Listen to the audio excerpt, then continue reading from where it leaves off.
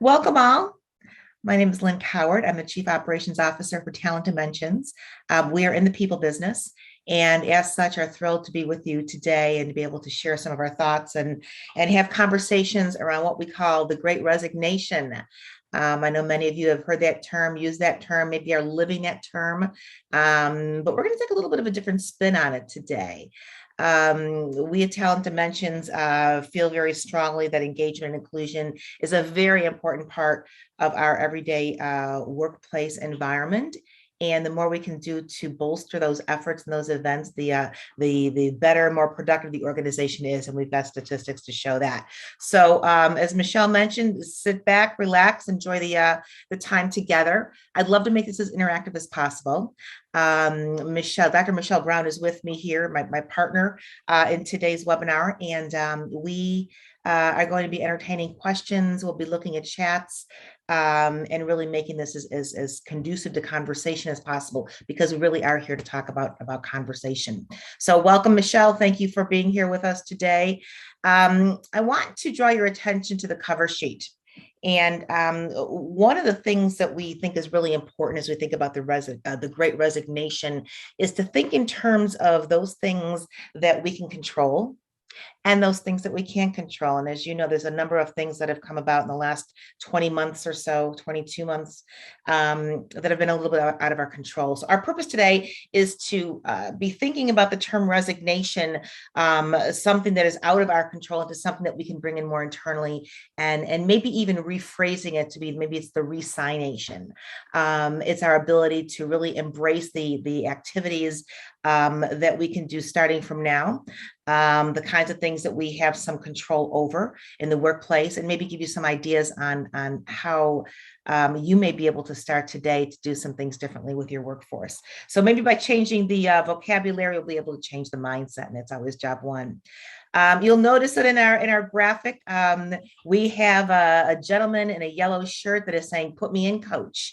And when we think about engagement and inclusion from our employees and our team members and our associates, we want to get a "put me in, coach" kind of a reality, and certainly not, or instead of a "get me out of here" kind of mentality. So let's talk a little bit about what that looks like and how we might be able to make that happen.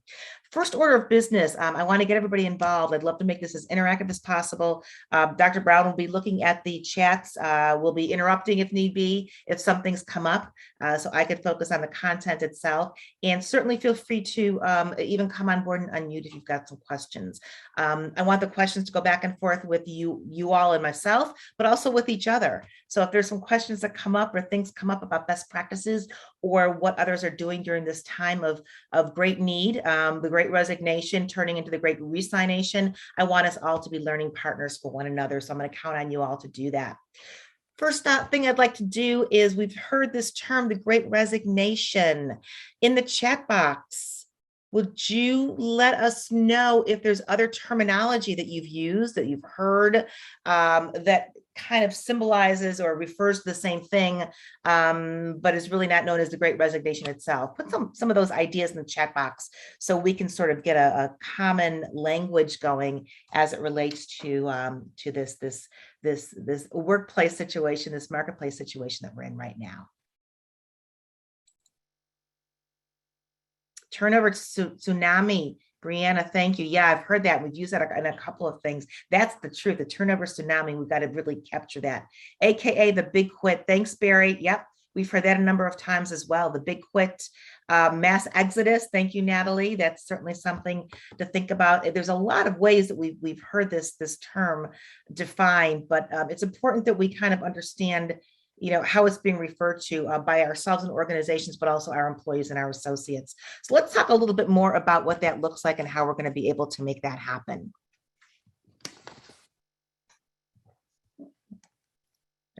Clear my checkbox here.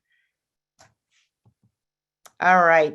You've seen all the headlines. You know, they're all out there. The pandemic pushed millions of workers to join the Great Resignation. Here's why. I think every organization has put something out there as far as headlines go, and you probably have read more of these than maybe some of us, and probably can tell us more. But the reality is that the pandemic, at least in the last 22 months, has allowed us to view the workplace in a very different way, or with a very different light on how we do business.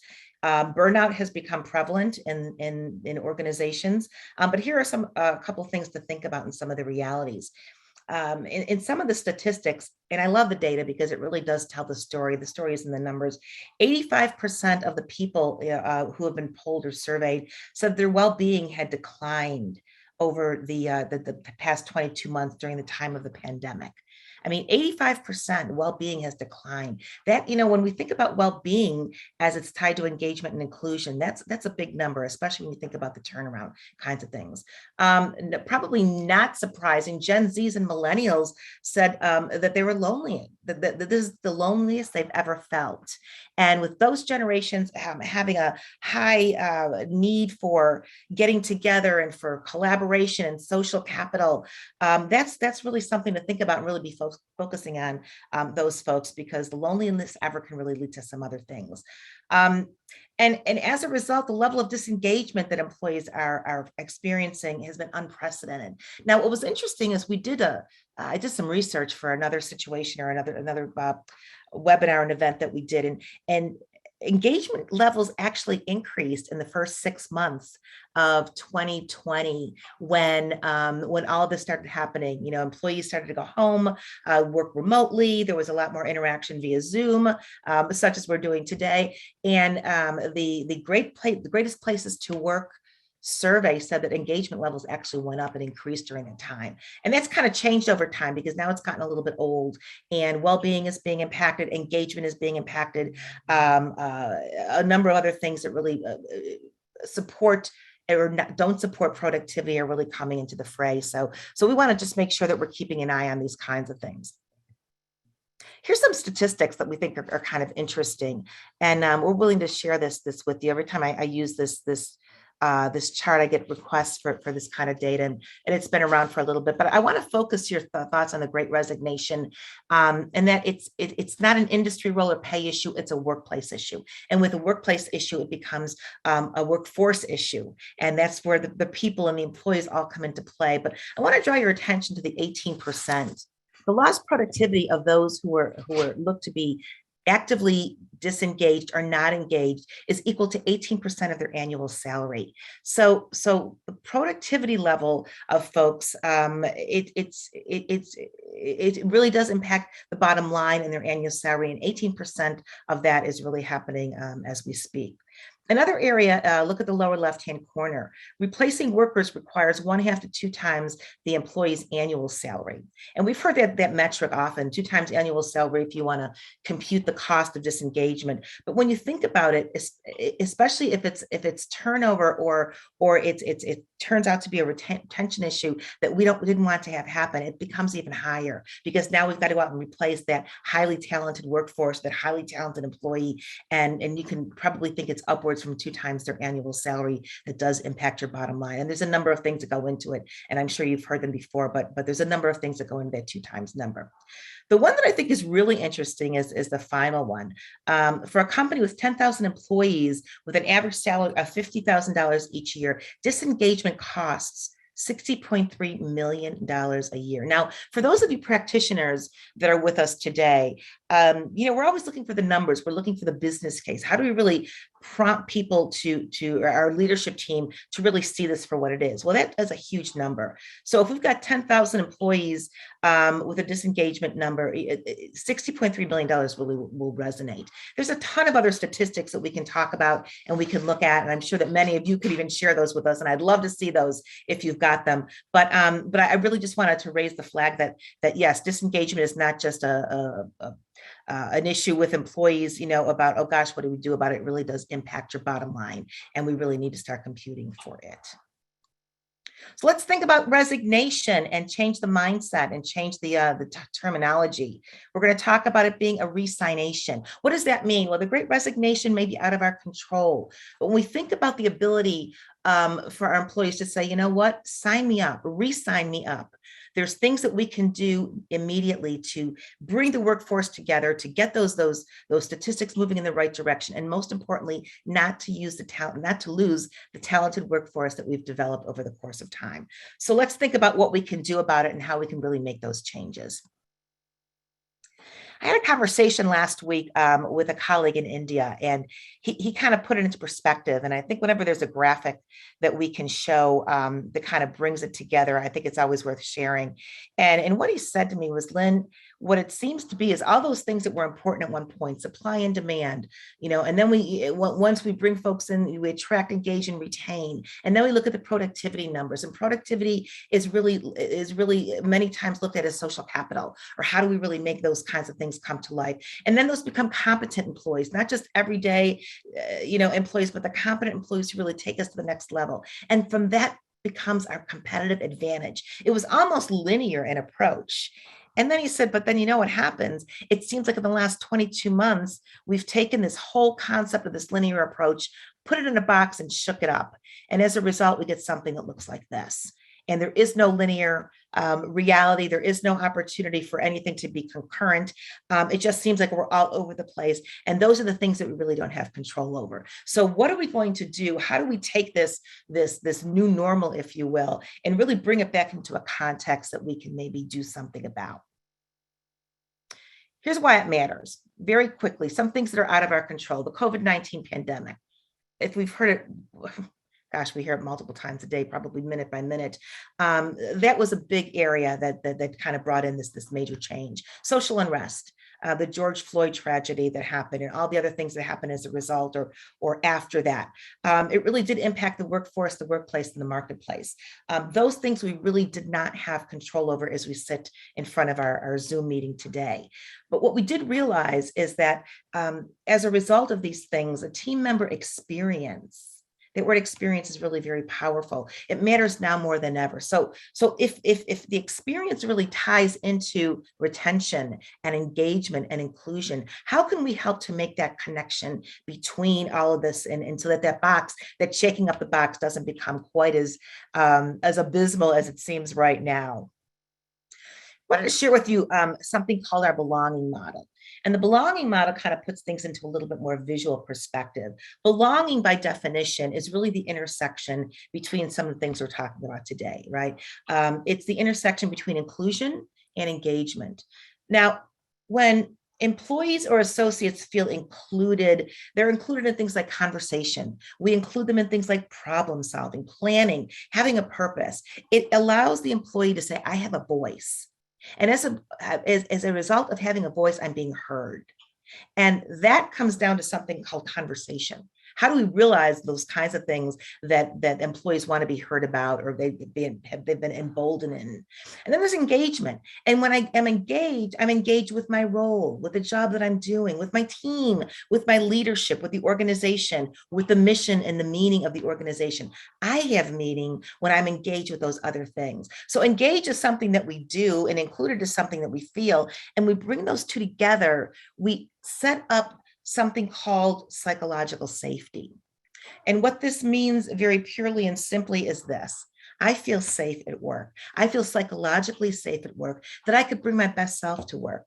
I don't have any concerns about fear of repercussion or reprisal, because I have meaning, I have a voice, and together those things are being put together for a sense of belonging. So our model has really gone a long way in helping us to visualize the fact that, engagement by itself doesn't stand, inclusion by itself doesn't stand. But if we really want to make the 1 + 1 = 3 formula work, we really want to integrate them together. And we're going to talk about some of those things that we can do to make that happen. Michelle, I'm not looking at the chat box, but if anything is coming in, any questions, please stop me right here, because I do want to entertain and make this as interactive as we possibly can make it. Okay, thank you so much, Lynn. So far, so good. You may continue. Great, thank you. All right, so let's talk about this thing called the team member experience. It matters now more than ever, especially because we haven't been in the workplace for a lot of time. If we haven't been paying attention, we better start paying attention now, because what's happening behind the scenes could really be a real loss to the company, to the workplace, to the marketplace, et cetera. So what does that mean? What is a team member experience? Well, first of all, employees are looking to find deeper meaning in their work. After being out of the workplace as we know it for, almost 22 months, and probably for longer than that time now that we're looking at it in futuristically, it's really important that we connect with those folks and ask, what does deeper meaning really mean to you? Organizations that have clear links between what they do and why they exist have a competitive advantage. And both the team members and the customer retention piece then are successful or happen as a result. So that deeper meaning in my work then results in what the deeper meaning of the organization's work. And we find that through things like conversation. What is it that brings you joy? What is it that you value? What is your mission or purpose for the work that you do? And I'm going to do a little bit of a deeper dive on finding that out, but that's super important as it relates to helping the team member experience what's going on, particularly if we're remote or if we're virtual or we're not in the same space of face-to-face opportunities. Putting recognition first. Statistics show that organizations have a 55% improvement in team member engagement when they address work recognition through non-financial means. In our Love 'em or Lose 'em program, and I'm going to talk a little bit about that in just a couple minutes, we have a statement or a mantra that says people stay for more than pay, because there are a number of other elements in addition to pay and above pay that prompts folks to stick around and prompts folks to stay engaged. And that's that recognition piece. Folks want to know, employees want to know, associates want to know that I'm doing good work. And anytime we can find that opportunity, there's a clear connection between that and improvement in productivity. And the third key piece of why it matters is making the workplace a combination of people and values. I started the webinar today talking about the fact that we're Talent Dimensions. We're in the people business. Despite anything else we do, any of our programs that we deliver, any of the coaching or consulting or analytics that we do, it's really all about the people. And more importantly than just looking at it as a people business, it's a value business. And what is more important, what is important to the employees and what is important to our people really will help them have a better team experience. Because when we reach people by virtue of their values, we really do have an understanding of what's most important to them. And that results in increased loyalty, a larger talent pool, becoming an employer of choice, et cetera, all because we've connected people and their values by virtue of, again, conversations and understanding how those things tend to happen. So let's talk now for a little bit about the essentials of engagement and inclusion. We talked about the workforce, the workplace, the marketplace. We start with the individual. We look at the organization. We look at externally. That's workforce, workplace, marketplace. And then we think about the shaking of the box. My Indian consultant and colleague who gave me that visual last week and said, it just seems like everything has become, we're in such a conundrum with all of it that it's like the box has been shaken and it's just been thrown out there and now we're expected to do something with it. So as we think about Love 'em or Lose 'em, which really is the program that we utilize at Talent Dimensions to bring together engagement and inclusion for better productivity, for retention, for a more motivated workplace, we look at things like behaviors that disengage. Now, we talk a lot about what engages folks, but if we thought about what does it take to disengage, and it's behaviors that I'll show you in just a minute that we may not even realize are part of that equation. Another piece are elements that engage. What are the kinds of categories or buckets, as we call them, that we really can focus on from a very high level that really bring folks together, bring employees together to engage the population, to engage the masses. And it's not one size fits all because it's really up to the individual and it's up to us to know what engages that individual as well as what disengages them. And that comes through conversations. Stay conversations, most specifically, are part of the program, part of the Love 'em program that really bring it all together. When we have those three key elements that we're looking at, we're building an inclusive environment, and subsequently the leader that exercises or exhibits that becomes an inclusive leader. And an inclusive leader is what we really need to be thinking about as a core competency for leadership success going forward. Because when we have an inclusive leader and we have built an inclusive environment, it then goes right back to that shaking up the box. And now we have some ability to embrace it. And we have some ability to really make it happen and make it work for not just the organization, for the individuals that make up the organization, the people of the organization. All right, so let's go to that first box, which was behaviors that disengage and exclude. And we've got a number of them, and we call them jerk behaviors in the Love 'em program. But they're really behaviors that disengage. And, there are things like intimidation, condescension, impatience. We kind of categorize them, gossiping, lack of empathy, harassment, all kinds of different behaviors that disengage or exclude.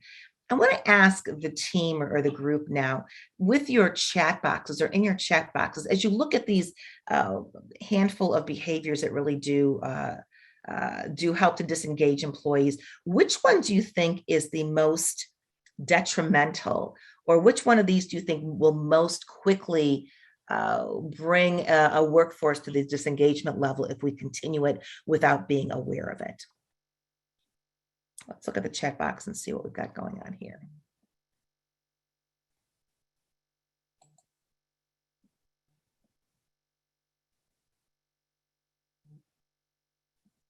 Yeah, which is the one, what are the ones that seem to have the biggest impact on engagement?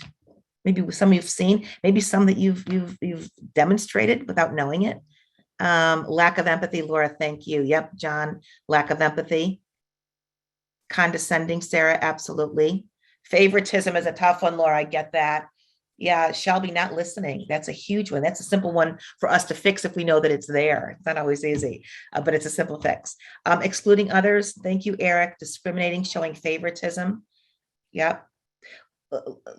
Disrespect, Michelle, that's job one. I mean, if we cannot have a respectful workplace, we've got to really look at that. They're all awful. That's absolutely, let me get back up there. Who said that they're all awful?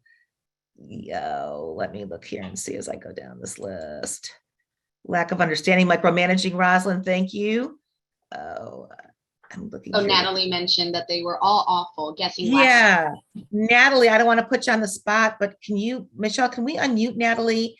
And Natalie, tell me about that answer. They're all awful. What do you mean by that?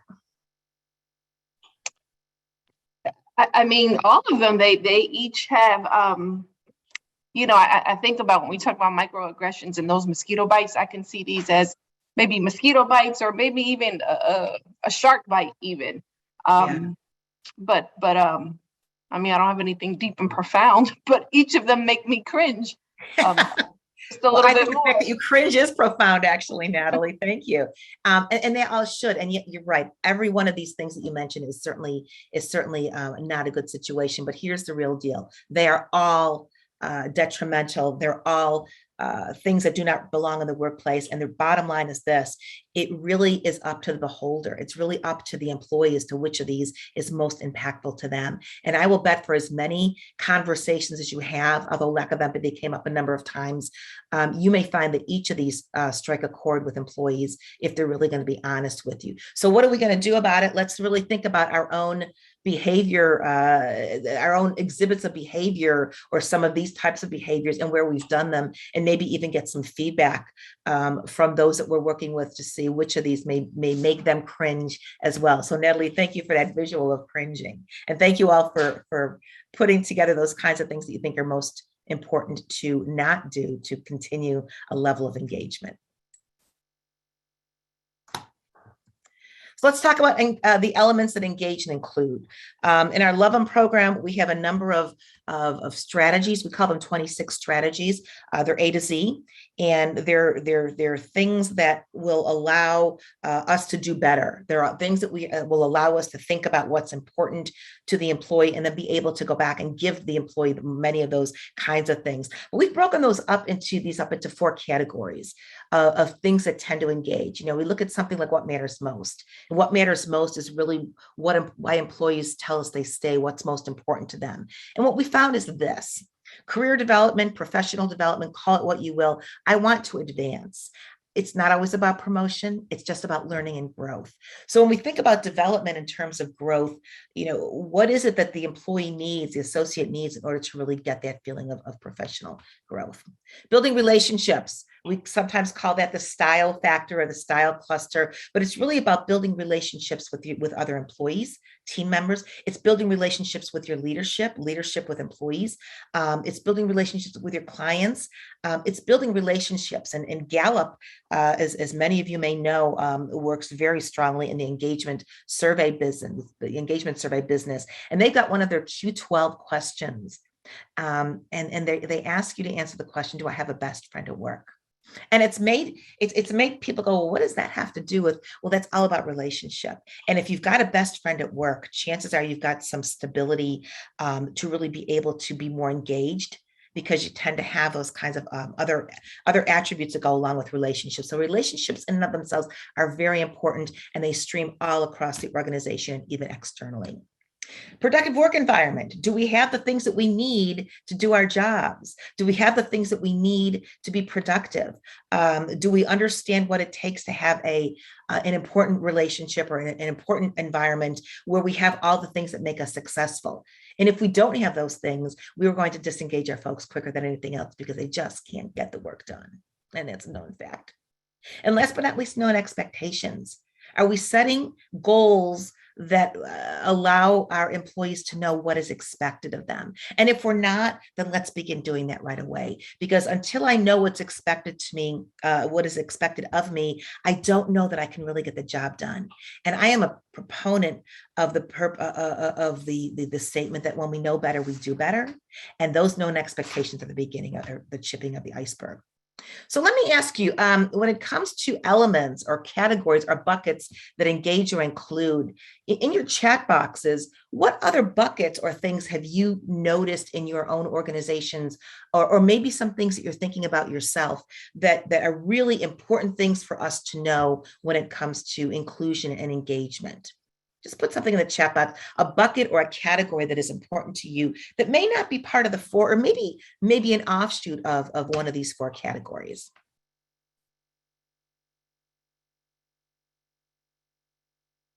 Yeah. Anything that may be important to you or important to your employees that you think maybe even be outside of this. You have Laura, mentorship. Absolutely. Now that might fall into the relationship, but it's really specifically mentoring one another. Oh gosh, Sarah, trust and leadership. I mean, yeah, that needs to go in here as well. The trust in your leadership, your senior team, et cetera. Latanya, allow open communication. Allowing leadership positions to be remote. Bob, that's a great point. In allowing all kinds of positions. One of the things that we found to be happening is that as we're thinking about the next normal, employees are beginning to ask why I can't continue to work remotely.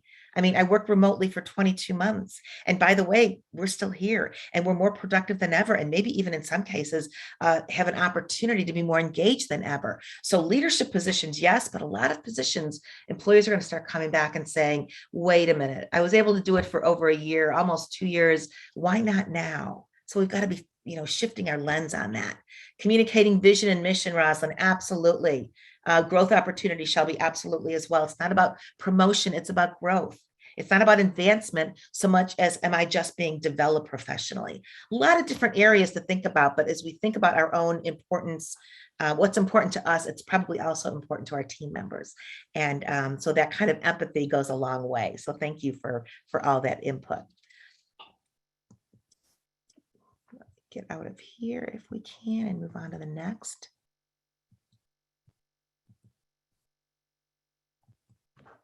All right. All important conversations. That was that third building block as it building an inclusive culture. It's really about the stay interviews, and we can call them anything that we want to. And they've got a number of different names to it. But really the bottom line is this: stay interviews prevent exit interviews. And this has been proven more often than not. What is a stay interview? It's a conversation. And it's a quick conversation. And it's not a highly contrived conversation, but it's a conversation where employees are emboldened to tell you more about who they are, what they're all about, what their values are, what's most important to them, that will allow you then to do the building blocks to get into some of these other things that really build that inclusion and that inclusive environment, that engaged environment, et cetera. So let's talk for a minute about the stay conversation, what it takes. It really just takes the opportunity. It takes 5 to 10 minutes to think about intention. What is my intention with this conversation? Well, I want the employee to understand why they're important. They're important to me. They're important to this team. And here's the reason why. So therefore, it's important for me to understand what's important to you. Simple as that. Set in the context. Hey, we don't want to see you go anywhere. We want to see you stay with us. We want to see you continue to be a participating member, a contributing member. And as a result, I want to know what it's going to take to help with that. And it's okay to be vulnerable and empathetic, as many of you mentioned in the previous slides. Asking relevant questions. So what is most important to you? What makes you tick? What makes you jump out of bed in the morning? Well, I'll talk about some conversation cues that might begin to spark these conversations in the moment. Commit to action. So what are you going to do about it? How do we take the conversations with our employees and really take them to action or activation? And then rinse and repeat. Do it again. Repeat regularly. And it doesn't have to be a scheduled meeting. It could be something that happens in the moment. But now more than ever, even if it's remotely, there are a number of opportunities that we have to really begin to have the stay conversation in the moment and when it's most going to count. So when do those things happen? Here's some conversation cues. And these things can happen face-to-face or they can happen remotely as well. I'm not going to read the list to you, but there's all kinds of ways that you can jump in. And by the way, you don't have to be in a leadership position to make this happen either. Being curious, asking good questions also happens with colleagues. And talk about the best friend at work comment or that best friend at work statement in the Gallup survey. This is how we build relationships. We get curious, we start to dive a little deeper. But look at the one, the statement here: the employee takes on a new opportunity or assignment. Couple things here. Might be really easy to say, hey, great, thank you for taking that on. We needed the help, go team. Or same amount of time, we might want to ask the employee, so what was it that made you take on this new assignment? Or if it was assigned to this person, what are you most excited about with this new opportunity? What are you least excited about? What challenges do you see facing? Same amount of time, but you're going to get down a little bit deeper, a little bit more curious, and you're going to learn a whole lot more about that individual. I promise you, in those time frames that make sense. So think about the conversation cues. Think about the kinds of things that might prompt you to have a little bit of a deeper conversation. 5 minutes. I promise you that's all it's going to take. But there's an effort there. There's an opportunity there for us not to lose the effort to really learn more about each other. What have you learned over the last 22 months working remotely? We may be very surprised to find out what our employees or associates have gleaned over this time together, and maybe this time apart. And maybe they've got some ideas for you where you could learn, and things that you may be able to capitalize and captivate. So think about those kinds of opportunities to have a quick, curious conversation. All right, so what can you do about it as it relates to the moment? Understand why your team stay and keep doing it. We can't lose sight of what we're doing well. And as we think about the things we need to do differently, let's not lose sight of the kinds of things that we are already doing well. They don't happen randomly. Know what matters most to your employees and how that we've gotten there with that. Understanding why your team is leaving. Maybe it is those disengaging behaviors, those unrealistic behaviors that are driving people or disengaging them. They might be a little bit easier to see when we're face to face in the workplace, not so easy to see when we're working remotely. So maybe we need to have that conversation a little bit deeper.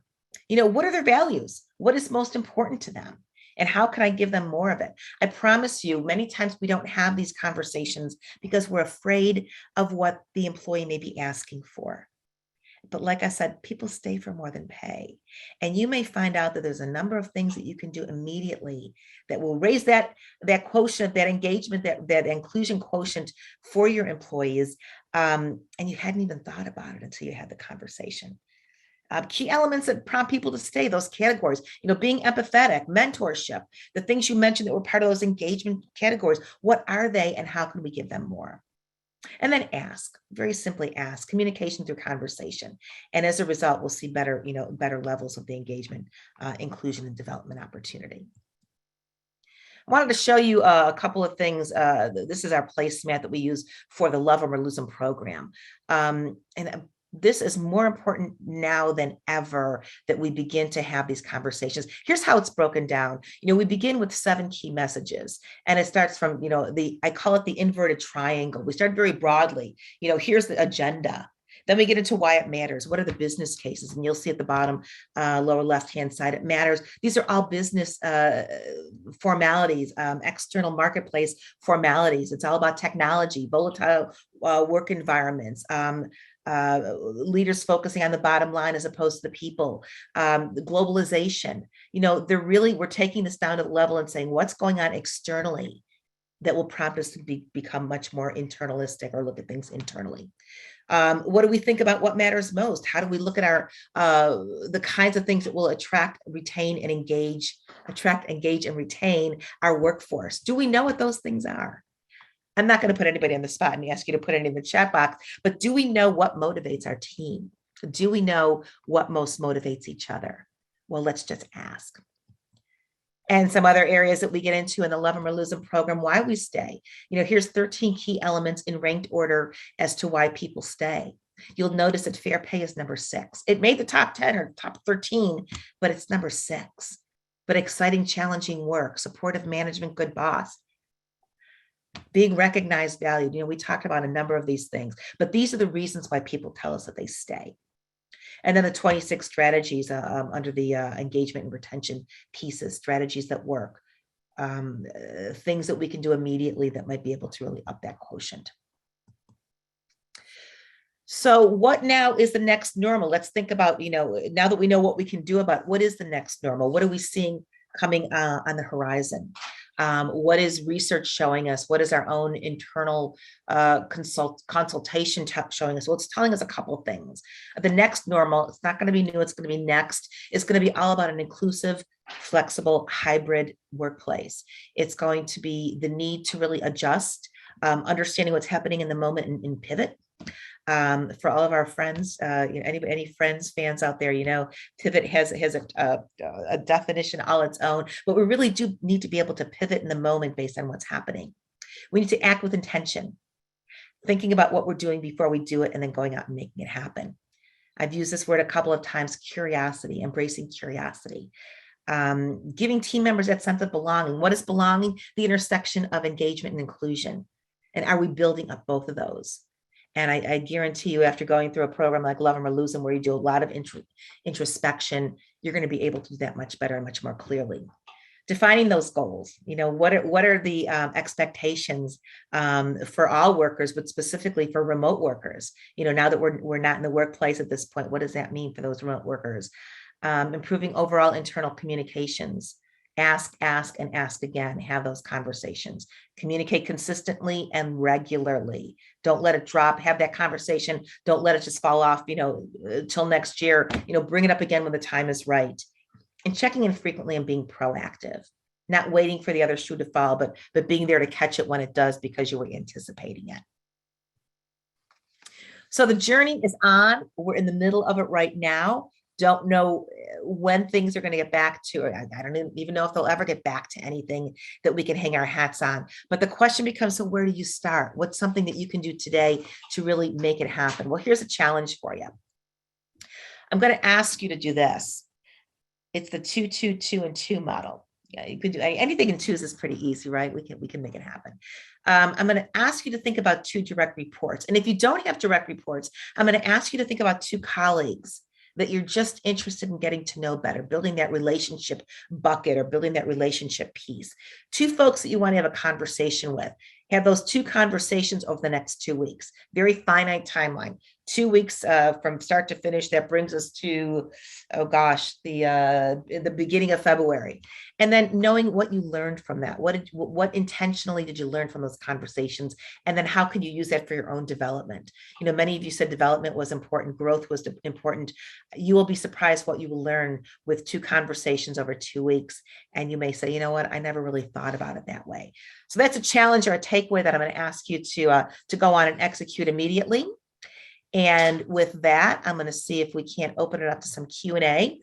Michelle, don't know if you have anything in the chat box, but let me open my chat box as well and either chat or unmute. What questions do you want to share, or maybe even best practices or your own observations that you've seen as you've been trying to connect engagement and inclusion with this next normal? Oh, the spirit of thank you, Natalie, the spirit of the pivot. Love that. It says so much. Do you have a book on engagement? Yeah, Latanya, we actually do have a book. Dr. Beverly Kay and Sharon Jordan Evans have updated their Love 'em or Lose 'em. It's now the 6th edition. And oh gosh, I've got a copy of that on my shelf over there. I don't know if you can see it in the background, but it is the 6th edition, highly recommended. And it's got the 26 strategies from start to finish, A to B, where you can really begin it. You could read it start to finish. You could read it, based on the table of contents, but whatever you think you may have to do. Lots of great ideas and ways in which you can really deliver on some of these needs of your employee base. Great question, Tanya. Thank you. Oh, great. Thanks, Michelle. There's a link here, talentdimensions.com, about books, where you can see that as well and order it right from the link. Appreciate that. Other thoughts, comments, maybe even some observations of your own as we're getting into this great resignation, the tumultuous turnover, the great quit, those kinds of things. Anything anybody would like to share?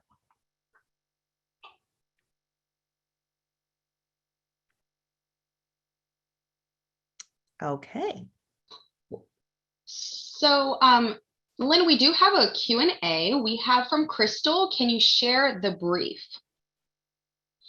So, Crystal, I don't know if you have more on that. Yeah, Crystal, what exactly is the brief?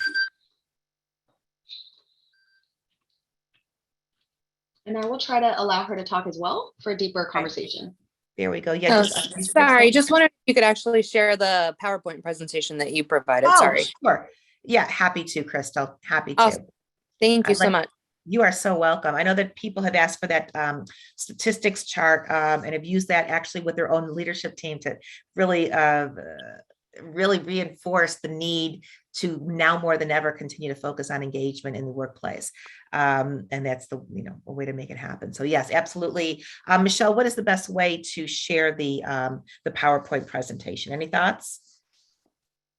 Sure. So after, you will receive a follow-up email as well, and that will be included on a landing page for you to access. Okay, and that will be coming from the webinars@talentdimensions.com, but we'll make sure to ping everyone here in attendance. Great. So keep an eye out for that link, and we will make sure and get you the brief, the PowerPoint, the presentation, however you want to phrase it. Other questions, thoughts, observations? Okay. All right. So when in fact we have an opportunity to exercise some of these very easy, they become habits after a while, we get an opportunity to really see those engagement, those inclusion numbers going up. So that said, now let's think about the Great Resignation as the Great Resignation.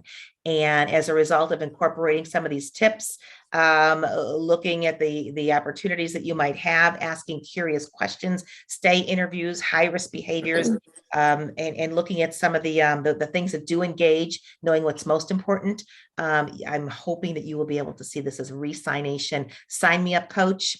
Get me out there. I'm re-signing with you, despite the 22 months that we've maybe had apart, and it really is time for new beginnings. So with that, I'm going to say thank you very much. This is what the cover of the Love 'Em or Lose 'Em 6th edition looks like. In case you should see it on bookstore stands, Amazon. The link that Michelle provided. There's a number of places to look at. And if you're interested in any other discussions or work around engagement and inclusion as it relates to a very motivated, productive environment in a workplace, please feel free to reach out to us. We'd love to talk. We're in the people business. Okay. Great. Thank you all. Michelle, that's what I have for today. I hope you all have a great rest of the day and appreciate the time this afternoon. Okay, Lynn, thank you. And thank you everyone for joining us as well. Have a great day. Bye. Bye-bye, everybody.